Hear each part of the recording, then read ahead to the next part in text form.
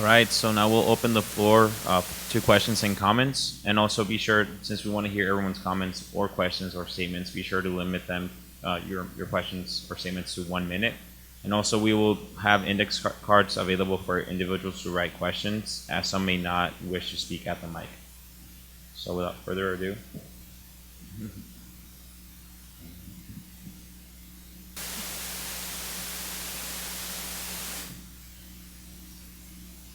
Happy birthday, Karen.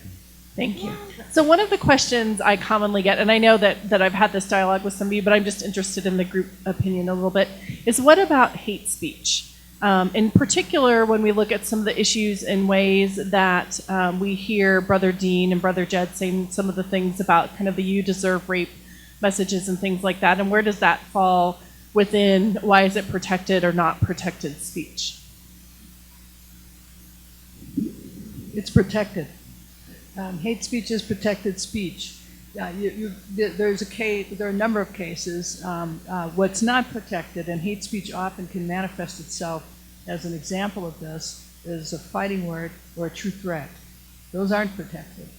And in certain bounded environments, like the workplace, it may not be permissible for a worker to engage in speech that creates a hostile environment for people working in that setting. So it's partly contextual, but more generally speaking, what you mean by hate speech is a speech that's attacking another person on the basis of race, gender, sexual orientation, religion, etc., that they perceive as particularly offensive and more likely to want them to engage in fisticuffs, right?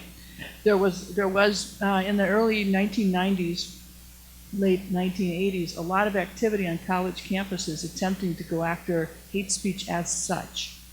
In other words, to try to let the community know this stuff's not okay. And what the court decided a case called RAV, and it reviewed a municipal ordinance in which a community thought that it would be permissible to regulate hate speech selectively.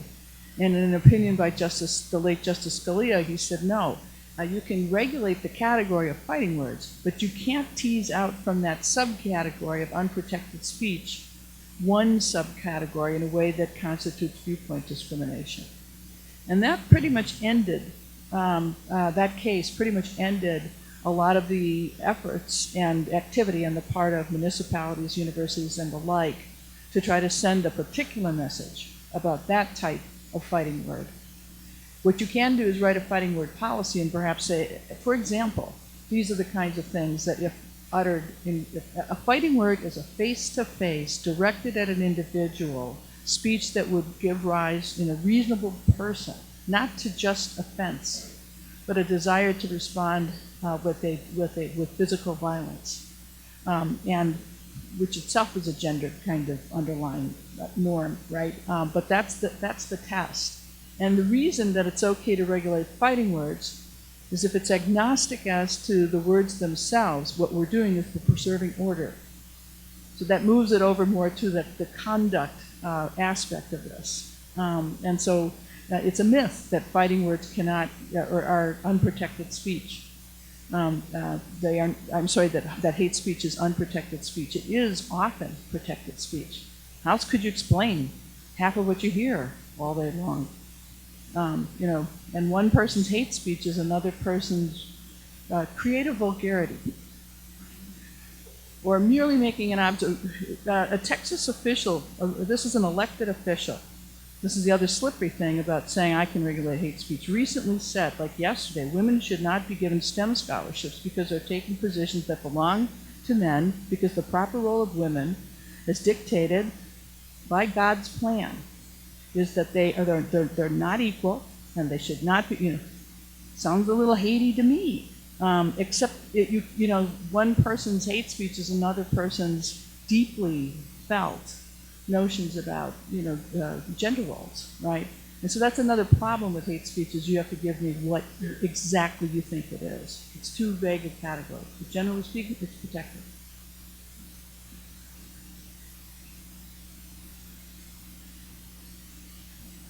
I would just add that if you were to try and come up with a list, what an exhaustive list of what hate speech is. You'd have to be adding to it on just a regular. But oh, there's another one. Okay, let's put that on the list. Right, though, again, as we said in the beginning, I don't want to be heard, and I don't think anyone on this panel should be properly heard, is not understanding, things that are beyond the pale. Westboro Baptist Church has a perfect right, and there's a case on that too, to do what it does as long as it's in a public forum.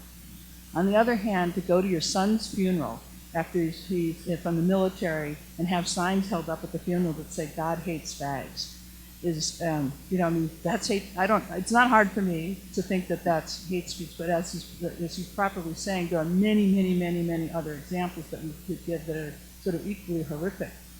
And so, we have to understand what we're dealing with here. I think the internet has really, the promise of it was so great.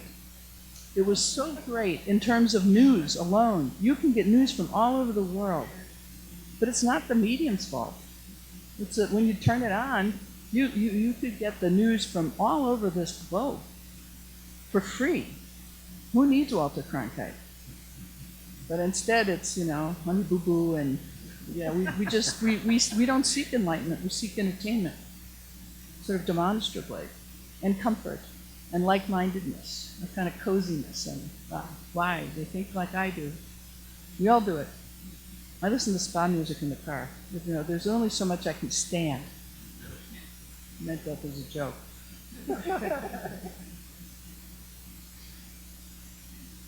So thank you all for your stories and expertise. I just want to give voice, on behalf of a lot of the students who come to the Women's Resource Center when there are these incidents happening on campus. I'm wondering if some of you could talk about the line between discomfort and when students feel unsafe. And at what point can our institution intervene? What's the role of the Dean of Students Office, and what's the role of UAPD? Because students will often say, UAPD officers were standing right there. So I wonder if some of you could maybe give that some texture for students to help them understand, because it just feels so bad for them to hold all of this together in that moment of that experience.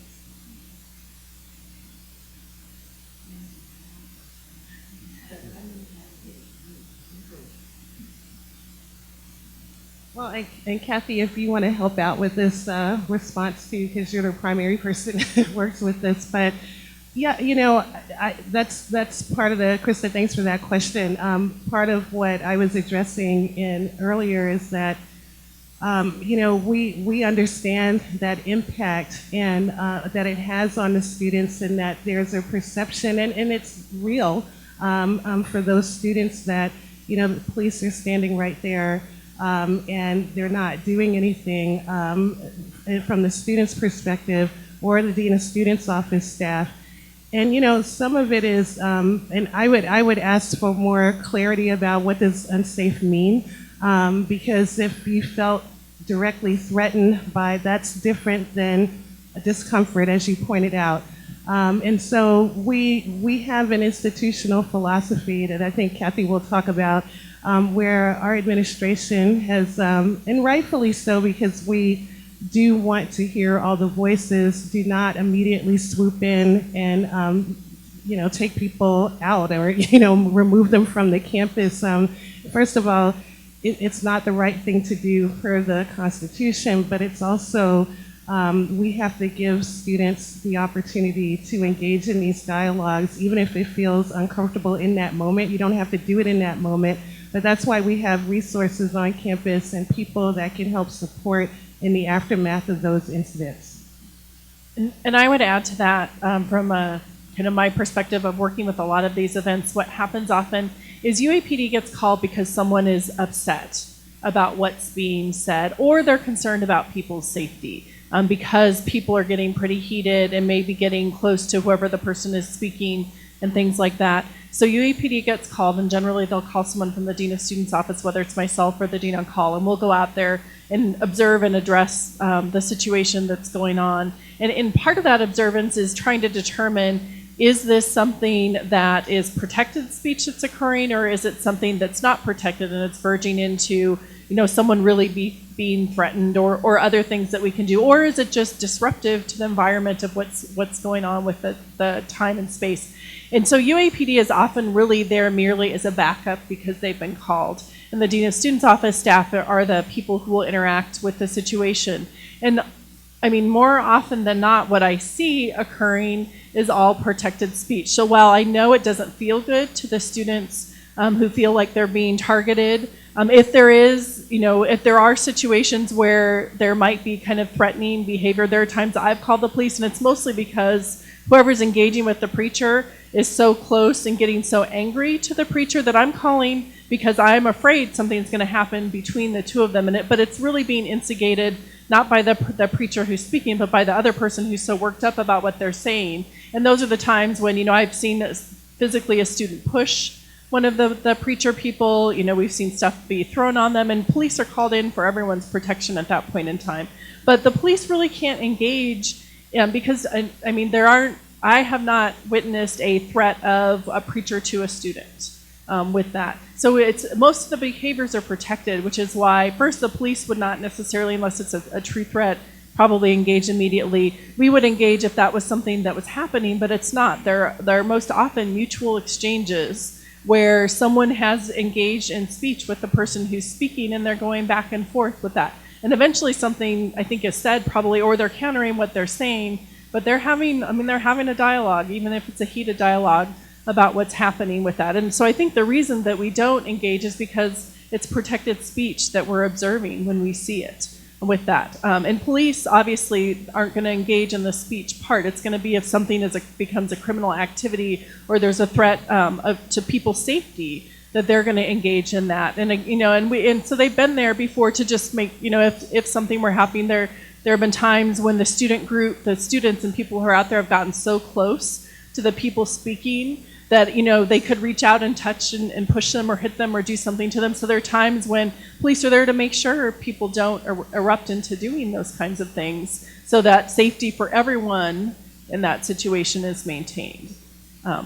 So I think that's why you don't see us engaging, because what's happening is protected out there. So, and police won't engage unless there's really that threat or the threat of safety issues.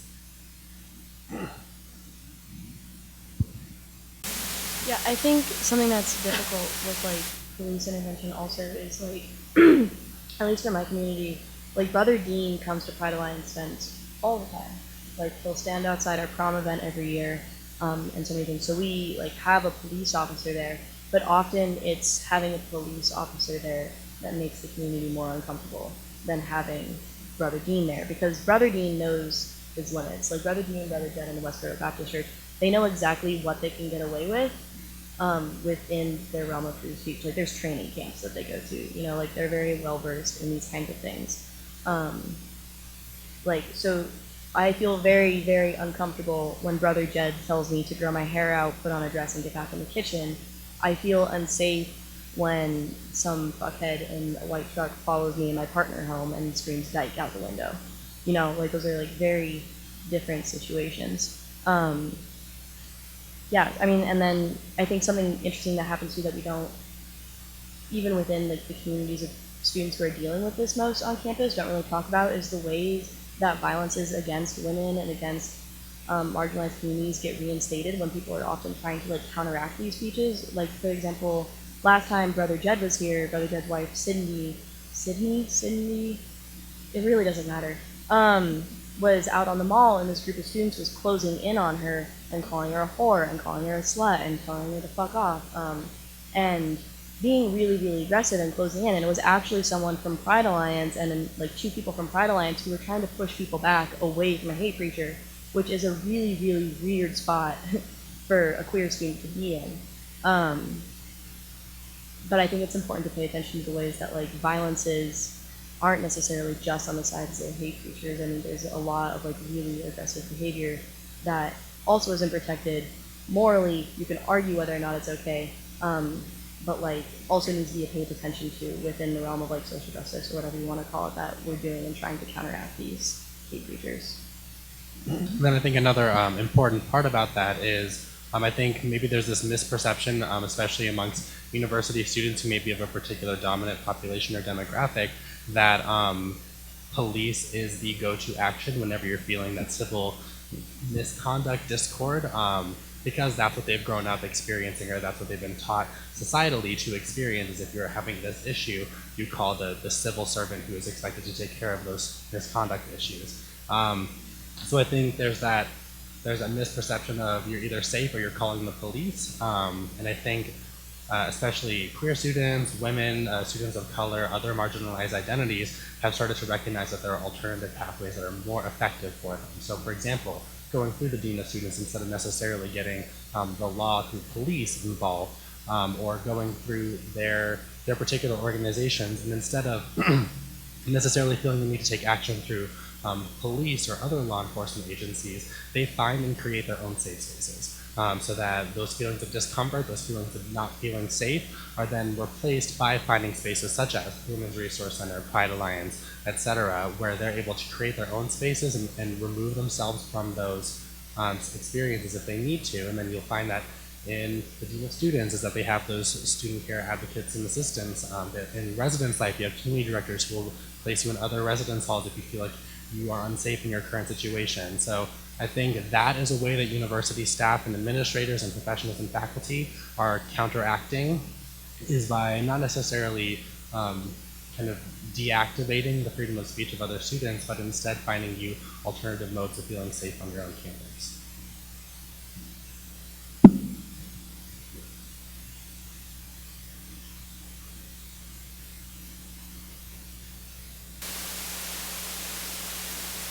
Unless anyone has a question that they want to, oh, no, you're good. Then scratch that, Christina. No, I was just wondering, I know obviously this event is here for people to learn and educate themselves. We have a lot of different organizations that take the time to reach out to the Dean of Students to arrange First Amendment lessons and that sort of thing. Has there ever been anything, or is there anything in the plans for, like, when students come for orientation, like, what are your rights? What, like, teaching them to know what can be said on campus, this is what the First Amendment protects, that way they're kind of coming in with that education. Because from what I've seen, it's more, they're scared and they're nervous because they don't know, and kind of with what I'm learning in my student affairs classes, with that dualism, a lot of the freshmen are coming in, this is right, this is wrong, not getting that multiplicity of like, okay, here are all of these views, and now I have to figure out which one is best for me.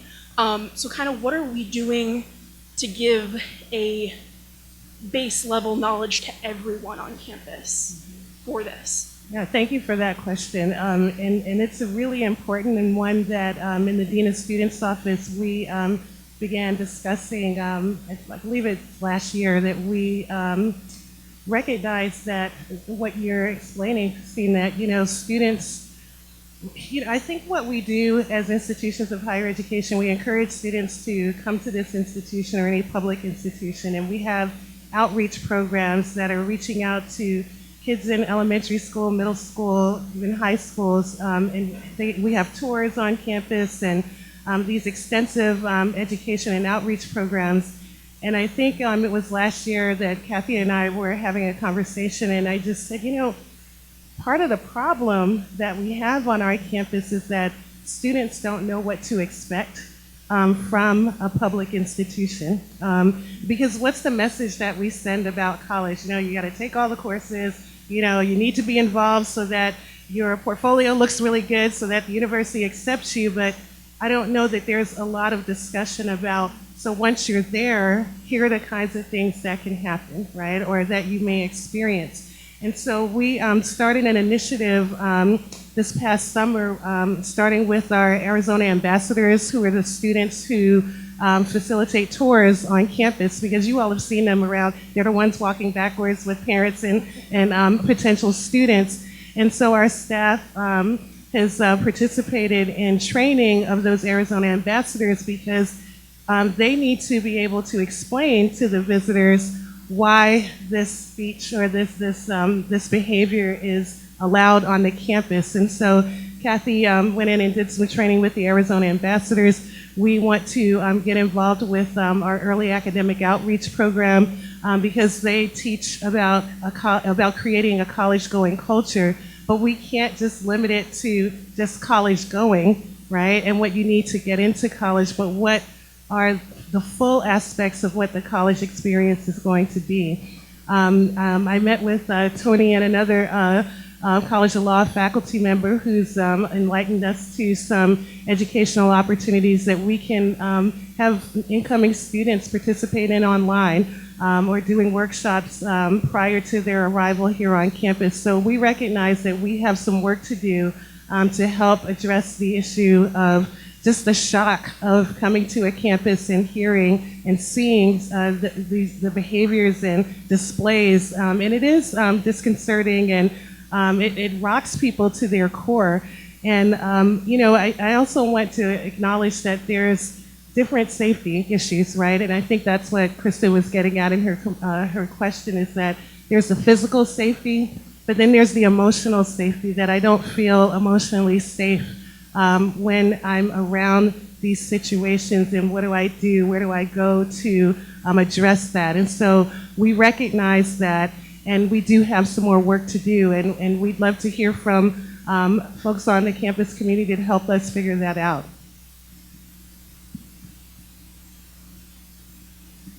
I also think that there are sorry about that. I also think that there are opportunities that the campus organizations, clubs, resource centers, etc., are kind of putting from a grassroots motion in order to make sure that students have access to the information in more accessible ways. So, for example, what was previously known as Safe Zone becoming Plus Network and moving to an online forum for allied development and LGBT information is another avenue in which students will have ready access to that information, so they understand what is and isn't expected of their conduct on campus, or what is and isn't expected of their tolerance of specific groups on campus. So I'm sure Kat can speak more about that as you wanted to, but I think there are these kinds of initiatives, campaigns being developed from multiple cultural centers, resource centers, campaigns, groups on campus that, while not necessarily a top-down approach, is still spreading that message that will hopefully supplement the information being presented at orientation and through these online means.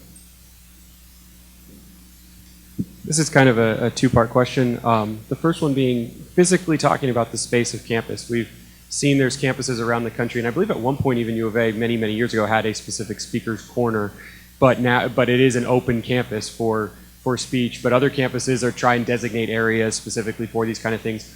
What is the university's policy here, and how are those decisions kind of made as to where these lines literally are drawn as to where it can or can't happen, and how does that differ from the mall to, say, the student union building or classrooms and things like that? And then the second piece of that is, does it differ here at U of A specifically if it's a student involved in the speech we're talking about, meaning what kind of role the university can play versus like a Brother Jed, who obviously is not a current student, that's saying the inflammatory statements? Does it differ the university's take or role or their position in terms of what kind of interaction the university administration has with the students? That's Kathy's cue. She's the expert on why we have certain spaces, and actually why we don't. Yeah.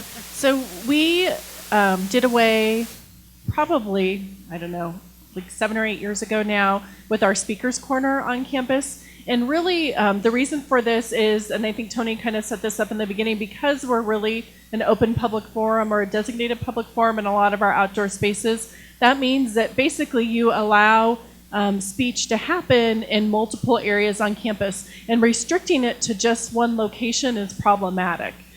So we have lots of great space on campus where people are able to practice their speech and use their speech and express themselves.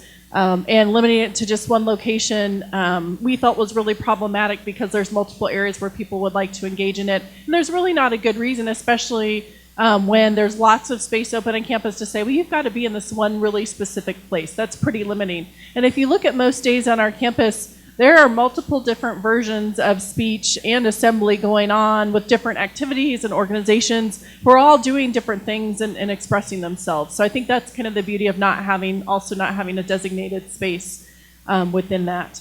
The second thing, like why not inside buildings? And Tony alluded to this a little bit too, but we have in the forum analysis, there's the open public forum and a closed public forum. So really our university buildings, classrooms, spaces, for most intensive purposes on most days are closed public forums, which means that we don't have like inside a building in a classroom, the purpose of that space is for class. So people standing up and protesting something during class would be disruptive to class and it would disrupt the educational environment. So it's not an open forum at that time for speech. There are times when they become open forums when you have a session like this, where you have participants in here and we're talking about topics. But for the most part, because of the need to conduct business and the need to have an educational environment, we don't allow expressive speech because it's a closed public forum within our buildings and our offices and facilities most of the time.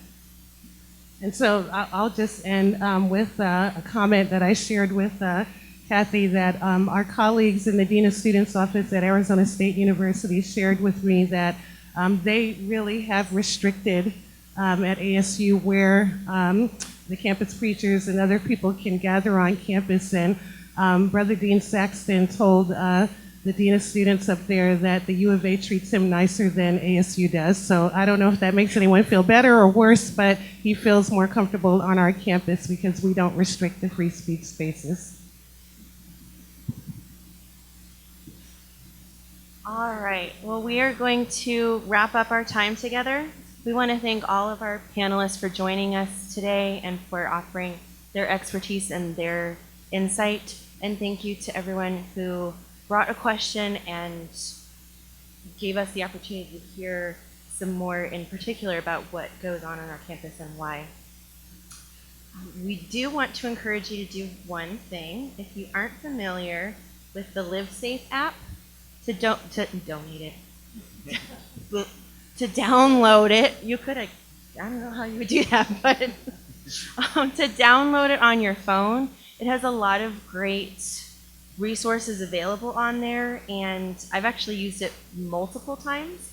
It's not just for contacting UAPD about emergencies, but about a bunch of other things on campus that all contribute to our overall safety. Exactly. So go and download that.